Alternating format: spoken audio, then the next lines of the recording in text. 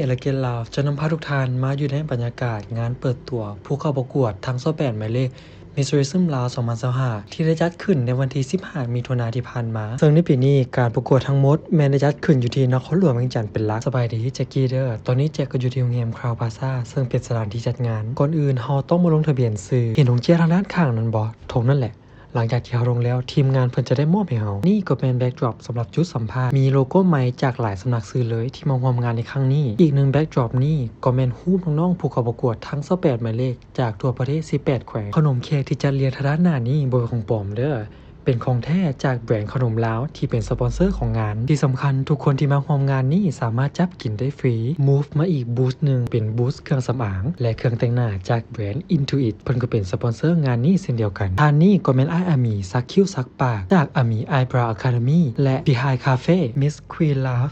2025แต่หนึ่งจันทเสนศักดิ์ส่วนวิดีโอสัมภาษณ์เต็มแจกได้แยกไว้แล้วที่เพจเอเลเกนลาวดาราทิพย์สีสมุทร Miss Tourism ลาว2024ส่วนวิดีโอสัมภาษณ์เต็มสามารถรับชมได้ที่เพจเอเลเกนลาวสัมภาษณ์ไปสัมภาษณ์มาก็ได้เวลาเริ่มงานแล้วเปิดวิธีด้วยการแสดงโขนหรือการแสดงพลักพลามซึ่งทีมงานหลักในปีนี้แม่นนางวรรณคดีต่อด้วยการย่างโซและการฟ้อนแสดงของน้องๆผู้เข้าประกวดทาง28หมายเลขประธานกองประกวด Miss Tourism ลาวหรือท่านนางลินดาพลธิรัตน์และผู้ชนะในปีนี้จะได้เป็นตัวแทนประเทศลาวเข้าร่วมประกวด Miss Tourism International ที่แขวงเซินเจิ้นประเทศจีนในปี2025นี้ทีม Miss Tourism ลาวจะมีทั้งหมด7คนซึ่งเพิ่มเข้ามาใหม่2ตำแหน่ง1ตำแหน่งคือ Miss Popular Vote ที่ได้มาจากการโหวตและอีกลำดับจาก Boss Choice ซึ่งจะเป็นการเลือกเข้าทีมโดยประธานกองประกวดและนี่คือรูปแบบหรือตัวแบบของมงกุฎที่ผู้ชนะและห้องทั้ง6จะได้สวมใส่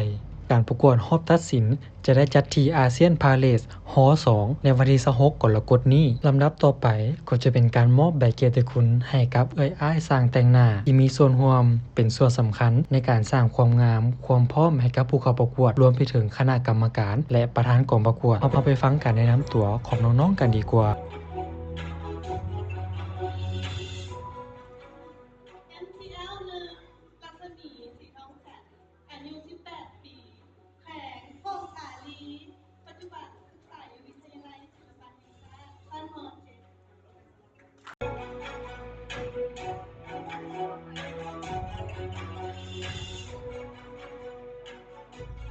MTL 9ดาวคำใจควันบัวพันธ์อายุ22 ปีแขวงบัวพันธ์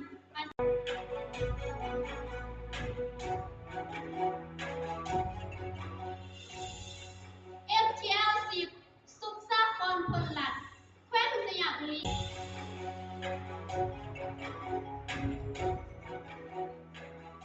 MTL 11ตุ๊กตามุกดาวงศ์อายุ22 ปี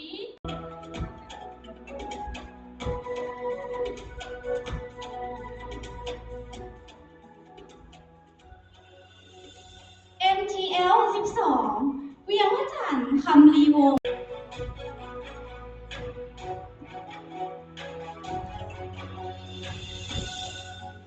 MTL 13ปียาดาสุพรรณไทยศรีอายุ25 ปีแขวง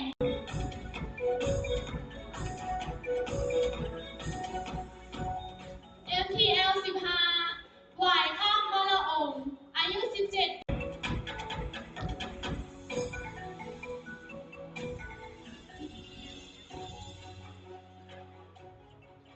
MTL 16ผู้ต่อวันจันทราวิชัยอายุ20 ปี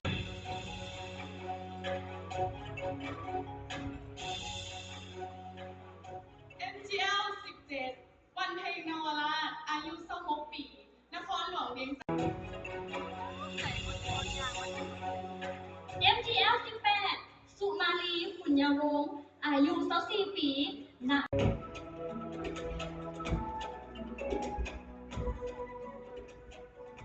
MTL 19อุรดีศรีเจริญอายุ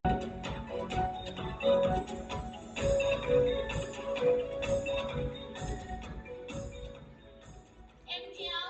21จันเพ็ญวงศ์คำจันทร์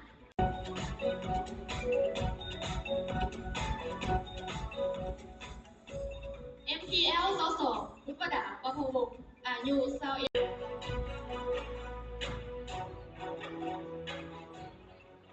MTL 24ที่ประจันวงศ์สักดาอายุ20 ปี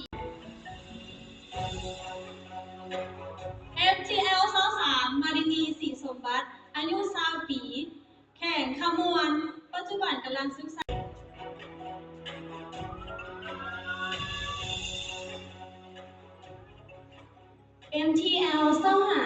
พรทิตาสีทองจันทร์แขวงสวรรณเขตอายุ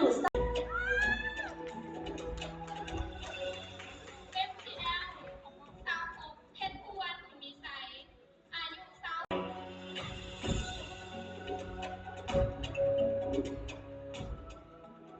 FTL สาวเจ็ดวิมลสุขจันทร์อายุ20 ปีแขวงสิงห์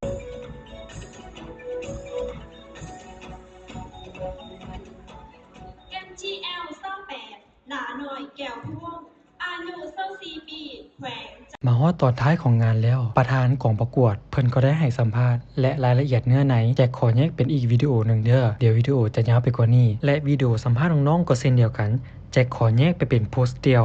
และทุกคนสามารถรับชมได้ในเพจ Elegant Loud เด้อมาฮอดท้ายวิดีโอนี้แจ็คจะพาทุกคนมาเปิดเบิ่งของฝากที่ทีมงานเพิ่นได้ให้มานี่จะเป็นนามบัตรในนามบัตรจะมีระบุส่วนลด 10% และช่องทางการจำหน่าย